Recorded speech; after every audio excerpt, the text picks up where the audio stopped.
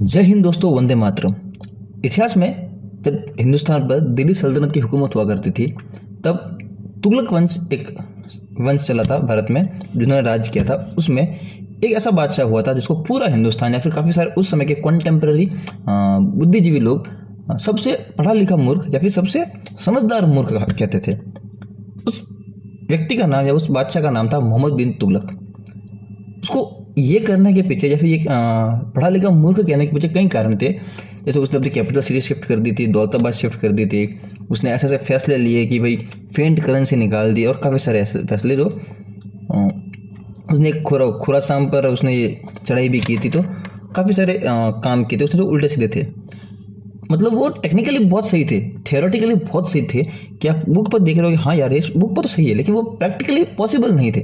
इसलिए उसको लोगों ने कहा कि भाई ये सबसे पढ़ा लिखा मूर्ख है, जो चेंजेस करना तो चाहता है लेकिन उसके हो नहीं रहे। ऐसे ही आज के डेट में अगर हम बात करें करंट सिनेरियो में, तो राहुल गांधी जी एक मतलब बहुत सही क्या बोलते हैं उसको, कंपैरिजन हो सकते हैं मोहम्मद बिन तुगलक के। राहुल गांधी जी आज के समय में संसद में विपक्ष के नेता है, क्या ये कहे कि कांग्रेस के सबसे बड़े नेता है, यानी कि विपक्ष के सबसे बड़े दल के सबसे बड़े नेता है। अभी जब संसद में चर्चा चल रही है या फिर आम नॉर्मल भाषा में कहो तो बहस चल रही है, उसमें राहुल गांधी जी बहुत शानदार बोल रहे हैं। एक दिन उन्होंने कहा मोदी जी से कि कॉल ट्रम्प अ लायर। जब वो ऑपरेशन सिंदूर वाली बात चली, मोदी जी ने कहा कि भाई मुझे किसी भी वर्ल्ड के किसी भी लीडर ने सीज फायर करने की बात नहीं की। इस बात पर राहुल गांधी जी कह रहे हैं कि उसको झूठा बोलो, ट्रम्प को झूठा बोलो। ग्रेट, बहुत बढ़िया चीज़, ठीक है। ये इक्वेशन नंबर 1 मान लेते हैं इसको अपन। अब जब दूसरे दिन बात चली कि ट्रम्प ने कहा कि India economy is death economy, dead economy. भाई साहब समर्थन में आ गए ट्रम्प के, बोल रहे कि यस ट्रम्प इज राइट। भाई साहब राहुल गांधी जी दिमाग कहाँ है आपका?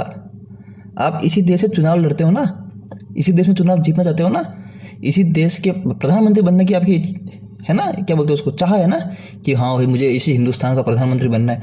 तो ऐसे ऊट पटांग हरकतें कैसे कर लेते हो आप?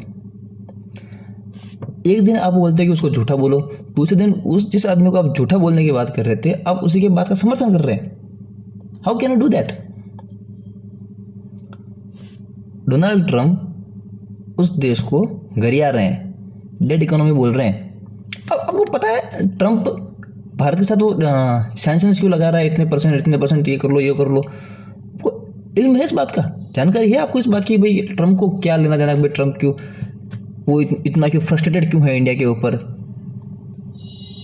ट्रम्प का जो कोर है ना, कोर वोटर बैंक, जैसा आपका सबको पता ही है, तो ट्रम्प का भी जो कोर वोटर बैंक है ना, वो शहरों से नहीं आते, वो कैलिफोर्निया, वाशिंगटन, फ्लोरिडा यहाँ से नहीं आते हैं, वो गांवों से आते हैं, टेक्सास के गांवों से आते हैं, छोटे छोटे गांवों से आते हैं, किसान लोग हैं उसके। और जब ट्रम्प आया था, जब चुनाव प्रचार कर रहा था, जैसे आप करते हो वैसे जब वो प्रचार कर रहा था, तब उसने एक वचन दिया था कि भाई मैं तुम्हारे एक्सपोर्ट्स को, जो किसान है वहाँ को, उन किसानों को वचन देकर आया था कि भाई मैं आपके जो ये सामान है, जो भी आप एग्रीकल्चरल प्रोडक्ट बनाते हो, उनको मैं एक्सपोर्ट करवाऊंगा। तो इंडिया से बड़ी मार्केट क्या हो सकती है? किसी भी चीज़ के लिए इंडिया से बड़ी मार्केट कोई नहीं हो सकती। आप भले ही इंडिया को डेड इकोनॉमी कह दो, लेकिन इंडिया ग्रोथ कर रही है। हमारे यहाँ लाडली बहन, लाडला भाई, ये बहन, वो भाई, फलाना ढिकड़ा, दुनिया भर की स्कीमें चलती हैं। ना करते सरकारी कर्मचारियों की साल में 1000 रुपये या फिर 10% शायद कुछ इनकम बढ़ भी जाती है। तो ग्रोथ तो है, और आजकल फिल्मों को देख देख के लोग काफ़ी कुछ कंज्यूम करना भी सीख गए हैं। तो Indian economy is not a dead economy. लोग ग्रोथ चाहते हैं, लोग खरीद है, डिमांड है, और कंजम्पशन भी है, लोग खरीद भी रहे हैं। कम लोग खरीदे पर खरीद रहे हैं। ट्रम्प को इस बात का पता है। ट्रम्प वो एग्रीकल्चरल प्रोडक्ट भारत में लॉन्च करना चाहते हैं, भारत में बेचना चाहते हैं, इससे उनको फायदा मिलेगा। क्या आप चाहते हैं कि अमेरिका के किसान जो हाई टेक टेक्नोलॉजी का यूज़ करते हैं, उनके पास दुनिया भर की टेक्नीशियंस है, ट्रैक्टर से लेके थ्रेशर से लेके हर एक बड़े बड़े इक्विपमेंट्स है वाटर हार्वेस्टिंग के लिए, क्या हमारे हिंदुस्तान के किसान जो 1 लाख 2 लाख की किसी पर जी रहे हैं, वो उन अमेरिका के किसानों की कंपटीशन का सामना कर पाएंगे? आपको लगता है ये बात? हमारे किसानों के पास जब वो फसल कटाने के बाद पराली को जलानी पड़ती है, उनके पास वो टेक्निक्स भी नहीं है, फिर वो इक्विपमेंट्स भी नहीं है कि उनको साफ कर सके और उसको कंपोस्ट कर दे उसी ज़मीन में। नहीं, उनको जलानी पड़ती है। सबसे समृद्ध किसान भारत के पंजाब और यूपी के हैं, उनको पराली जलानी पड़ती है, उनके पास और कोई ऑप्शन नहीं है। ये हमारे किसानों की कंडीशन है, उन किसानों की कंडीशन ये नहीं है। बहुत बड़े क्या बोलते हैं उसको, मशीन है उनके पास, हमारे किसानों की तरह नहीं है वो। हमारे किसानों को 6,000 रुपये साल के, 8,000 रुपये साल के मिल जाते हैं। हम ये बहुत खराब चीज़ नहीं है किसानों को पैसे मिलना, बढ़िया चीज़ है। हम उनको कैसे भी करके हम उनको रख रहे हैं अभी भी। किसान बिल जब लेके आते हैं तब तो आप उसका विरोध करते हो, अच्छे बुरे आई डोंट केयर। बट आप ये एक नेता 24 इंच इसके में 2-2 फुट की तो आलू उगा रहे थे बीच में अम्बाला में, उसका क्या करेंगे?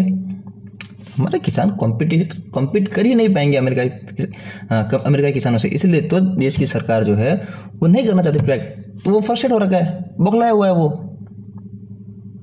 ट्रम्प बौखलाया हुआ है ना। अब विपक्ष में वो ढंग के मुद्दे उठाओ। आप कभी बोल रहे हो ट्रम्प को झूठा बोलो, आप कभी बोल रहे हो कि ट्रम्प सच बोल रहा है, इंडिया इज डेड। डेड कैसे है? डेड कैसे है? इंडियन इकोनॉमी चल तो रही है। आपको जो पैसे मिलते हैं ना मंथली, जो एमएलए की आप 2.5 लाख रुपए लेते हो ना पर मंथ सैलरी आपकी, वो ये ग्रोथ इकोनॉमी ही दे रही है आपको। जो आप ये गाड़ी में घूम रहे हो ना, ये डेथ इकोनॉमी ही दे रही है आपको, डेड इकोनॉमी ही दे रही है आपको ये सब कुछ। मुद्दे ढंग के उठाओ। मुद्दे आप उठा सकते हो कि भाई अगर भारत सच में अगर मोदी जी कहते हैं ना कि भाई India is fastest growing economy, India is fastest growing economy, तो उसको बताओ कि भाई फास्टेस्ट ग्रोइंग इकोनॉमी कैसे है। हमारे यहाँ सर्दियों में पराली जलती है तो वो धुआं आता है, उसकी समस्या। सर्दियों में स्मोक की समस्या, सर्दियों में रोड पर लोग मर रहे होते हैं सर्दी से, वो समस्या। बारिश में वाटर लॉजिंग की समस्या, जगह जगह पानी इकट्ठा हो जाता है, छतों पे, रोड पे, यहाँ वहाँ ग्राउंड में, ऑफिस में पानी आ जाता है, वो समस्या। जब बारिश में इतना पानी आ रहा है तो वापस जब गर्मियाँ आती है तब वाटर स्कैर्सिटी हो जाती है, पीने का पानी नहीं मिलता, ड्रिंक वाटर स्कैर्सिटी। ये मुद्दा उठाओ कि हम फास्टेस्ट ग्रोइंग इकोनॉमी है तो हमारा यूथ सड़क पर क्या कर रहा है? उनके पास जॉब क्यों नहीं है? यूथ पहले गवर्नमेंट जॉब्स की वैकेंसी लाने के लिए तैयारी करता, रोड पर आता है, रोड शो करता है कि भाई वैकेंसी लाओ, उसके लिए सड़क पर उतरता है। फिर वैकेंसी आती है तो फिर वापस सड़क पर उतरता है, एग्जाम कराओ। फिर उसके बाद यूथ एग्जाम होने के बाद वापस सड़क पर आता है कि भाई एग्जाम फेयर तरीके से नहीं हुए, फिर रिजल्ट लाओ। यानी यूथ के 6 महीने सड़क पर रहता है वो बेचारा। ये मुद्दा उठाओ आप, ठीक है आपके पास तो नहीं है, मुद्दा ही नहीं है आपके पास। TCS ने 10,000 लोगों को जॉब से निकाल दिया। क्यों निकाल दिया? पता किया आपने क्यों निकाला? स्किल्स नहीं है। बोल रहे कि स्किल्स नहीं है उनके पास, तो स्किल्स कौन देगा? सरकार देगी। मुद्दा उठाया आपने? नहीं। आपको तो ऑपरेशन सिंधु से फुर्सत ही नहीं मिलती। एक आपकी वो जया मैडम, आप राज्यसभा में होकर जया मैडम बोल रहे कि नाम कौन कौन दे देते, आपको जया किसने दे दिया? आपको तो दुखी देना चाहिए नाम के हर बात पर। ये कभी जगदीप धनखड़ साहब से झगड़ना है, कभी मीडिया से झगड़ना है। बहू आपसे संभली नहीं और आप फालतू की पंचायतें कर रही हैं। बहू को संभाल लो पहले। बहू खुद का घर टूट नहीं पा रखा है, बहू का घर तुड़ा दोगे, बेटी का टूटा हुआ है।